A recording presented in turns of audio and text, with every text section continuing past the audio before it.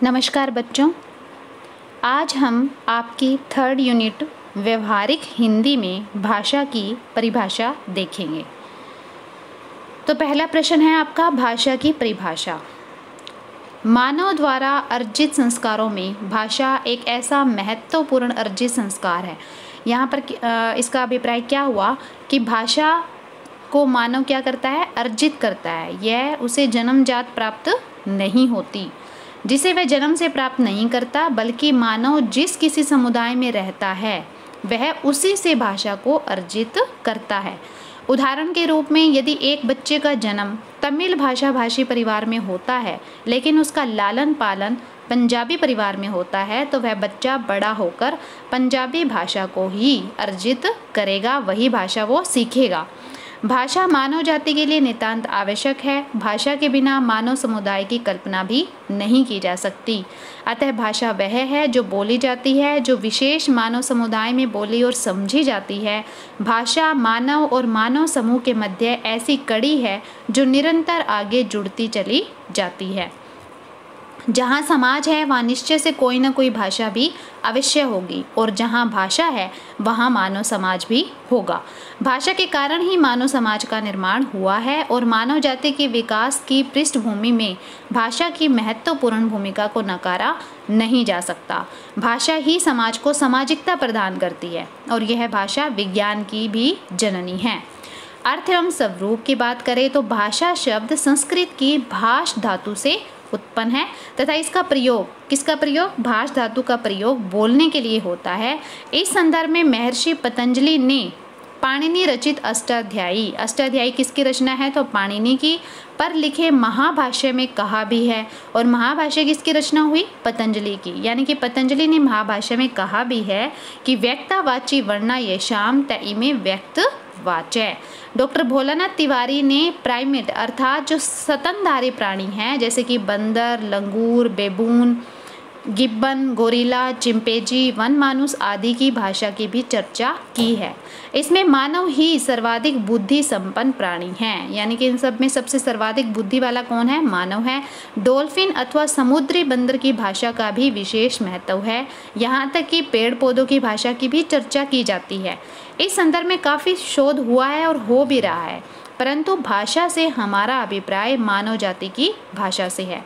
मानवेतर अर्थात मानव के अलावा जो भाषा है, मानव भाषा से प्रकृति की दृष्टि से वो बिल्कुल अलग है। दोनों में भिन्नताएं हैं, यानी कि मानव के अलावा जो भी भाषाएं बोली जाती है वो मानव की भाषा से बिल्कुल अलग है। मानव की भाषा असीमित है, लेकिन मानव के अलावा जो बोलने वाली भाषा है वो सीमित होती है। मानव भाषा उद्दीपन अनुक्रिया रूप में नहीं होती, परंतु जो मानवेतर भाषा है वो प्राय उद्दीपन अनुक्रिया में होती है। यही नहीं, मानव भाषा अज्ञात तथा अनजाने संदर्भों में भी उचित अभिव्यक्ति प्रदान करती है। अन्य प्राणी ऐसा नहीं कर सकते। अतः भाषा से हमारा अभिप्राय मनुष्य की भाषा से है, मानवेतर भाषा से नहीं है। चींटियाँ, मधुमक्खियाँ, कौवा, मोर, गाय, भैंस, कुत्ता, घोड़ा आदि जिन वाक संकेतों का प्रयोग करते हैं उनको भाषा के अंतर्गत समाहित शामिल नहीं किया जा सकता। भाषा विज्ञान में भाषा का अर्थ मानवों द्वारा उच्चरित की भी जो ध्वनि संकेत है उनसे है, जो प्रत्येक मानव समुदाय द्वारा अलग अलग प्रयुक्त होते हैं। यानी कि अलग अलग जो भाषी के लोग होते हैं वो अलग अलग भाषा के ध्वनि संकेतों का प्रयोग करते हैं। अगला प्रश्न देखें तो प्रमुख भाषाओं के संदर्भ में भाषा का स्वरूप स्पष्ट कीजिए। तो वर्णों द्वारा जो सार्थक वाणी व्यक्त होती है वही भाषा है। ये जो परिभाषा दी थी पाणिनि ने, इसका अर्थ क्या है कि वर्णों द्वारा जो सार्थक वाणी व्यक्त होती है, जिसका अर्थ निकलता हो, वही भाषा है। यूँ तो पशु पक्षियों द्वारा भी भाषा का प्रयोग किया जाता है। भाषा उसी को कहते हैं जो बोली और सुनी जाती है, और बोलना भी न तो पशु पक्षियों का हो न ही गूंगे व्यक्तियों का हो, केवल बोल सकने वाले मनुष्यों का ही बोलना है। अतः भाषा का संबंध श्रव्य संकेतों से है। भाषा के द्वारा ही मानव समुदाय परस्पर विचारों का आदान प्रदान करता है। इस संदर्भ में डॉक्टर देवी शंकर द्विवेदी की परिभाषा काफ़ी महत्वपूर्ण है कि भाषा यादृच्छिक वाक प्रतीकों की वह व्यवस्था है जिसके द्वारा मानव समुदाय आपस में व्यवहार करता है। भाषा संबंधी विभिन्न परिभाषाओं से भाषा का स्वरूप स्पष्ट हो जाता है। पहली बात तो यह है कि भाषा क्या है, एक सामाजिक वस्तु है। हम इसे समाज में रहकर ही सीख सकते हैं और भाषा में ध्वनि संकेत या वाक प्रतीकों का विशेष महत्व होता है। ये वाक प्रतीक रूढ़ एवं परंपरागत होते हैं तथा आवश्यकता पड़ने पर नए भी बनाए जा सकते हैं। वाक प्रतीक यानी कि जैसे कि हम क ख ग घ का प्रयोग करते हैं और इनमें अगर आवश्यकता पड़े, जैसे ड और ढ जो ध्वनियाँ आई है हिंदी में वो नई हैं तो नए भी इसमें जोड़े जा सकते हैं। और जैसे अंग्रेजी में वाक प्रतीक की बात करें तो ABCD आ जाते हैं। तो प्रत्येक भाषा भाषी के वाक प्रतीक अन्य भाषा भाषी से अलग होते हैं।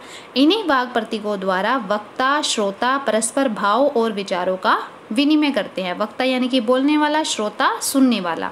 ये ध्वनि संकेत सार्थक होते हैं तथा इनका अध्ययन, वर्गीकरण और विश्लेषण किया जाता है। इन वाक प्रतीकों का अध्ययन भी किया जाता है, इनका वर्गीकरण जैसे कि इनको स्वर और व्यंजन में बांटा जाता है और इनका विश्लेषण भी किया जाता है। मनुष्य की उच्चरित भाषा का अधिक महत्व है, यानी कि जो उसकी मौखिक भाषा है, जो वो उच्चारण करता है, उसका अधिक महत्व है। लिखित भाषा का स्थान उससे कम है।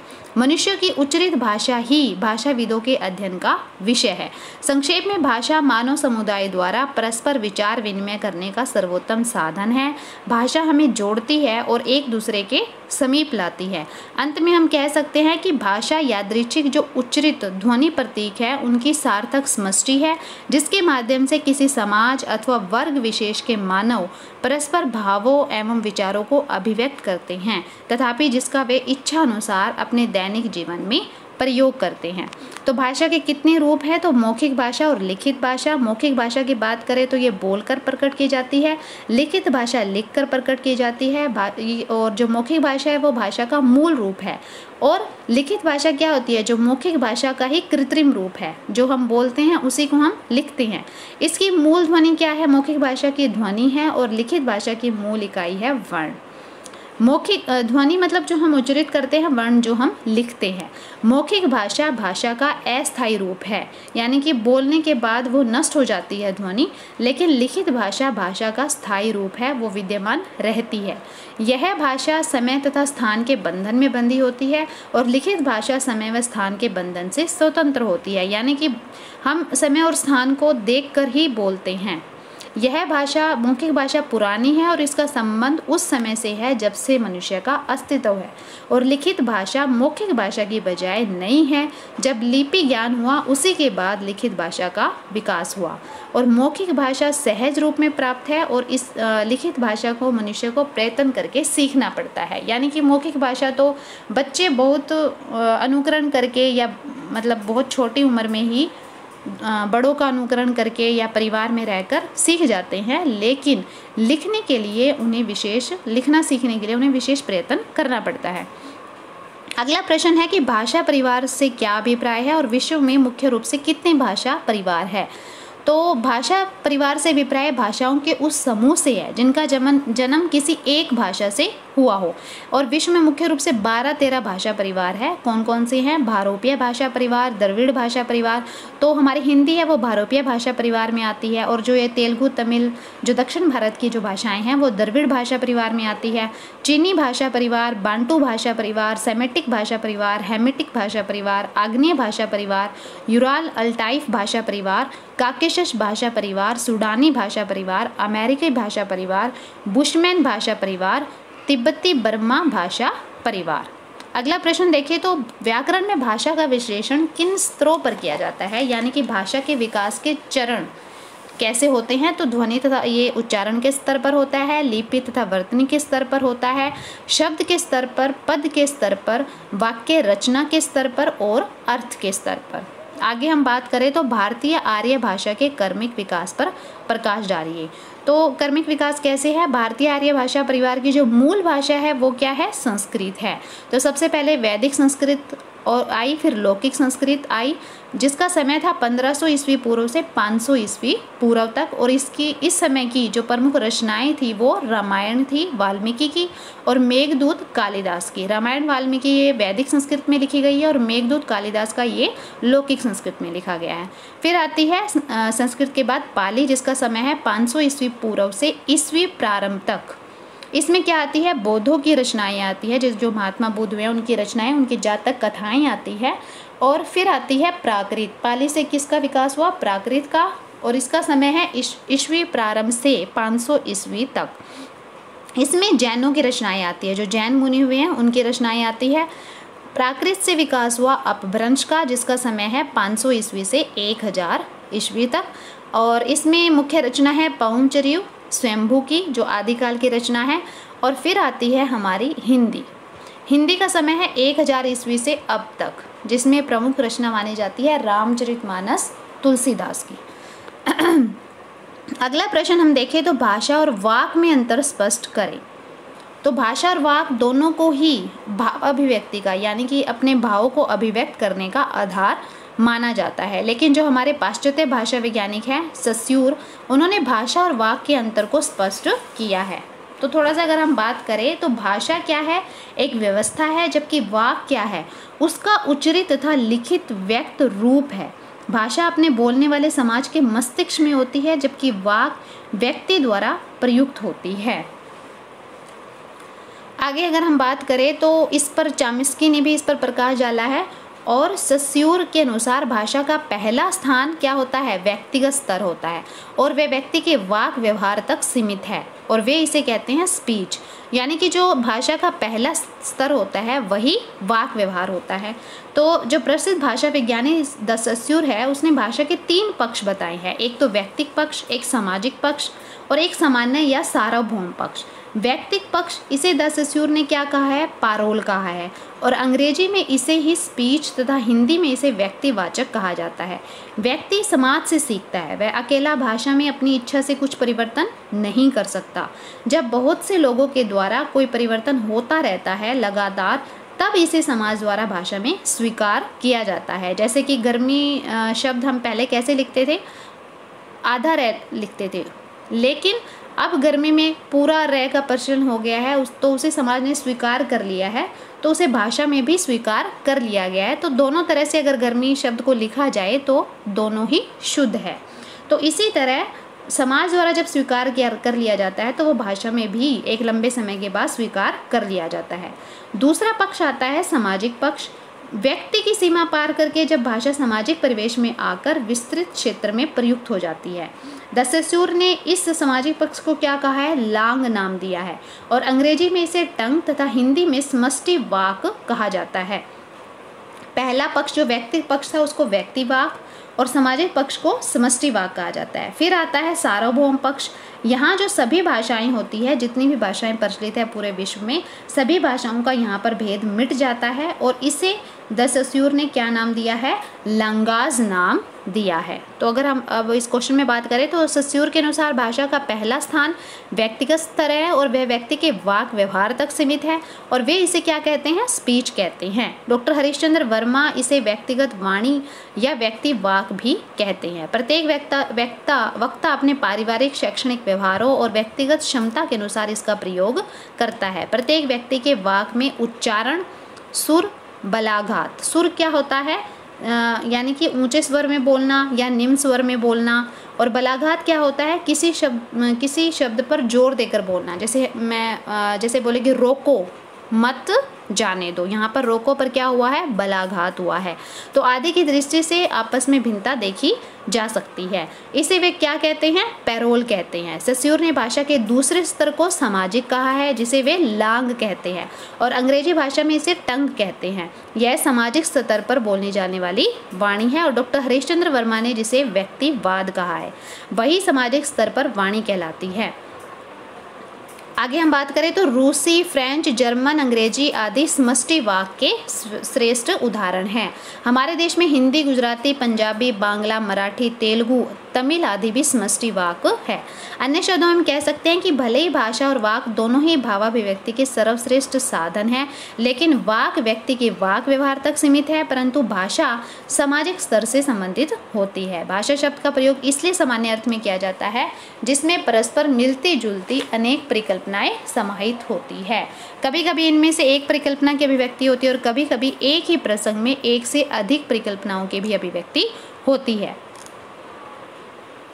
तो भाषा का संबंध पूरे समाज से होता है और वाक का संबंध व्यक्ति से होता है। आगे हम बात करें तो भाषा व्यवस्था और भाषा व्यवहार में अंतर स्पष्ट करें।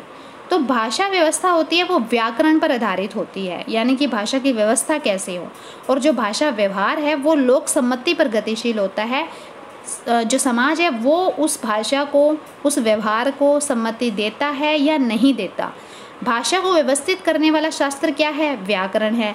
और विभिन्न व्याकरणिक कोटियाँ जैसे लिंग, वचन, पुरुष, कारक व काल आदि के आधार पर भाषा को व्यवस्थित रूप मिलता है। और भाषा व्यवहार का संबंध भाषा के प्रयोग से होता है। इस विषय में हम यह जानने का प्रयास करते हैं कि व्याकरण सम्मत, जो व्याकरण के हिसाब से जो वाक्य शुद्ध है, क्या वो लोक स्वीकृति उसे है या नहीं है। जैसे कि अगर हम कहें कि गोरा लड़का, गोरी लड़की, तो भाषा व्यवस्था के अनुसार यानी कि व्याकरण के अनुसार सही है ये दोनों वाक्य, और भाषा व्यवहार में भी ये सही है, क्योंकि हम समाज में भी व्यवहार में भी ये वाक्य प्रयोग में लाते हैं कि गोरा लड़का या गोरी लड़की। लेकिन अगर हम कहें कि बैंगनी लड़की, नीला लड़का, तो व्याकरणिक कोटि के अंतर्गत तो ये दोनों वाक्य सही है कि हम कह सकते हैं कि बैंगनी लड़की, या लड़की आ गया तो हमने बैंगनी शब्द प्रयोग कर दिया, लड़का आ गया तो हमने नीला शब्द प्रयोग कर दिया। लेकिन लोक स्वीकृति के हिसाब से ये वाक्य सही नहीं है, क्योंकि व्यवहार में हम ऐसा नहीं बोलते कि कोई बैंगनी लड़की हो या नीला लड़का हो। तो यही भाषा व्यवस्था और भाषा व्यवहार में मुख्य अंतर होता है। तो भाषा व्यवस्था सार्वभौम, अमूर्त और सनातन है। इसका अभिप्राय यह है कि सैद्धांतिक अवधारणा में विश्व की सभी भाषाएं आ जाती है। दूसरा, भाषा व्यक्ति सापेक्ष होकर क्या होता है? समाज सापेक्ष है। किंतु भाषा व्यवहार कैसा होता है? व्यक्तिगत होता है। प्रत्येक व्यक्ति अपनी उच्चारण क्षमता, मानसिकता तथा वातावरण के अनुसार ही भाषा का प्रयोग करता है। हम यह पहले कह चुके हैं कि भाषा व्यवस्था क्या है? अमूर्त है और सनातन होती है, अर्थात ये अनश्वर है, ये नष्ट नहीं होती। भाषा व्यवहार स्थूल और यथार्थ है। भाषा व्यवहार के अंतर्गत हम भाषा में स्वनिमों और लेखिमों का प्रयोग करते हैं। स्वनिम क्या होते हैं? स्वनिम, जिसको इंग्लिश में हम फोनिम बोलते हैं, इसका संबंध ध्वनि से है। जैसे क, ख, ग, जैसे हम ये भिन्न भिन्न ध्वनियाँ निकालते हैं, ये भिन्न भिन्न स्वनिम है। और इनके ज्ञान से, स्वनिम के ज्ञान से क्या होता है? अगर हम इनका उच्चारण सही करते हैं तो हमें शुद्ध उच्चारण करने में हमें आसानी होती है, स्वनिमों का उच्चारण अगर सही हो। तो भाषा व्यवस्था है वो स्थायी, सनातन और अनश्वर है, किंतु भाषा व्यवहार अस्थायी, नश्वर। जो भाषा व्यवस्था होती है उसकी सत्ता पूर्णतः मानसिक होती है, परंतु भाषा व्यवहार की सत्ता कैसी होती है? भौतिक होती है। और भाषा के उच्चरित और लिखित दोनों रूप प्रसिद्ध है। भाषा व्यवहार हमेशा वाक्य के रूप में ही प्रकट होता है, और जब भाषा लिखी जाती है तो उसे हम अपनी आंखों से देख सकते हैं। इसके विपरीत जो भाषा व्यवस्था होती है वो भौतिक न होकर, वो दिखाई नहीं देती, वो कैसी होती है? वो मानसिक होती है। भाषा व्यवस्था और भाषा व्यवहार में ये सब अंतर होने पर भी हमें भाषा व्यवहार से ही भाषा व्यवस्था का पता चलता है। दूसरी ओर भाषा व्यवहार भाषा व्यवस्था पर आधारित है। अन्य शब्दों में हम कह सकते हैं कि भाषा के ये दोनों रूप एक दूसरे पर आश्रित है। हम इसे एक उदाहरण द्वारा स्पष्ट कर सकते हैं कि अगर एक वक्ता विभिन्न पुस्तकों के अध्ययन, अध्यापन तथा भाषा और साहित्य के संस्थानों में काम करके अपनी भाषिक क्षमता को बढ़ा सकते हैं, लेकिन ऐसा करने से उसके भाषा व्यवहार में भी उचित विकास होता चला जाता है। अतः भाषा व्यवहार यदि भाषा व्यवस्था को समृद्ध करता है तो भाषा व्यवस्था भाषा व्यवहार को समृद्ध करती है। अगला प्रश्न हम देखें तो भाषा की संरचना को स्पष्ट कीजिए। तो भाषा की संरचना का अर्थ है भाषा के निर्माण की प्रक्रिया। अन्य शब्दों में हम कह सकते हैं कि भाषा की संरचना से हमारा अभिप्राय उन तथ्यों से है जो भाषा का निर्माण करते हैं। मानव की यह स्वाभाविक मनोवृत्ति है कि वह प्रत्येक विषय का गहन अध्ययन करता है। भौतिक विज्ञान के क्षेत्र में मानव ने जब गंभीर अध्ययन किया, यानी कि जो फिजिक्स कह सकते हैं, फिजिक्स साइंस होती है जो, तो उसे पता चला कि पदार्थों की संरचना तत्वों से होती है और तत्वों की परमाणुओं से, परमाणुओं की इलेक्ट्रॉनों से और इलेक्ट्रॉनों की न्यूट्रॉनों से। तो भाषा की संरचना भी कुछ तत्वों पर निर्भर है, लेकिन भाषा की संरचना कैसी है? जटिल है। विज्ञान के समान भाषा की संरचना के बारे में 100% सूचना नहीं दी जा सकती कि उसका निर्माण कैसे हुआ। फिर भी भाषा वैज्ञानिकों ने भाषा संरचना के 6 स्तर स्वीकार किए हैं। ये है स्वन स्तर। स्वन स्तर जो हम उच्चरित ध्वनियाँ करते हैं, जैसे कि अगर हम क बोले तो उसको स्वन बोलते हैं। और स्वनिम स्तर, जैसे कि हम क ख घ स्वनिम जो ध्वनि बोलते हैं वो स्वनिम कहलाते हैं। रूपिम स्तर क्या होता है कि रूपिम की संरचना एक अथवा एक से अधिक स्वनिम के आधार पर होती है। जैसे कि अगर मैं बोलूँ कि तू आ, तो वाक्य में तू और आ 2 रूपिम हैं। तो रूपिम की संरचना किससे होती है? एक या एक से अधिक स्वनिम के आधार पर। तो तू आ जो वाक्य है इसमें 2 रूपिम है, एक तो तू है और एक आ। तू की संरचना तो कितने स्वनिमों से हुई है? 2 स्वनिमों से। इसमें आधा तय है और ऊ है, बड़ा ऊ। तो आधा तय और बड़े ऊ 2 स्वनिमों से इस रूपिम की रचना हुई है। और एक रूपिम है आ, तो आ क्या है? एक ही स्वनिम पर आधारित रूपिम है। आगे है कि शब्द रूप स्तर तथा अर्थ स्तर। इनको मिलाकर हम पुनः 4 स्तर बना सकते हैं। एक तो हम कहेंगे कि स्वन स्वर, और एक है शब्द स्तर, यानी कि स्वन स्वर में स्वन और स्वनिम और रूपिम ये तीनों आ गए। शब्द स्तर, फिर वाक्य स्तर और फिर अर्थ स्तर। इसे हम एक वाक्य द्वारा स्पष्ट कर सकते हैं कि जैसे हम कहें कि राम ने रावण को बाण से मारा। तो इस वाक्य में राम किससे बना है? आधा रै आ, आधा मैं और आ आदि, ये सभी अलग अलग क्या है? ये विभिन्न स्वन स्तर है। तो इसमें कितने स्वन हो गए? 4 स्वन हो गए। और फिर अगर हम कहें कि राम, फिर हम अलग बोले ने, हम बोले कि रावण, तो ये अलग अलग क्या है? शब्द है। तो ये सब शब्द स्तर हो गया। और अगर हम फिर पूरा वाक्य बोले, जैसे राम ने रावण को बाण से मारा, तो ये वाक्य स्तर कहलाएगा। तथा इसका जो अर्थ निकलता है इस वाक्य का वो क्या कहलाएगा? इसका अर्थ स्तर कहा जाएगा। इस प्रकार हम देखते हैं कि भाषा संरचना के 4 अथवा 6 तत्व हो सकते हैं। आशा करती हूँ कि आप सबको ये अच्छे से समझ आया होगा।